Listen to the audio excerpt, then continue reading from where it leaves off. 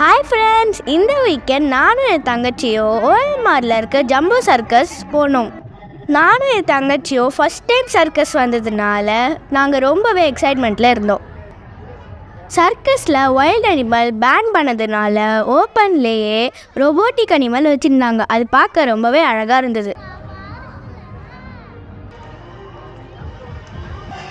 Show start ஆகிடுச்சு. First ஷோவே gymnastic செம்மையாக enjoy பண்ணினாங்க.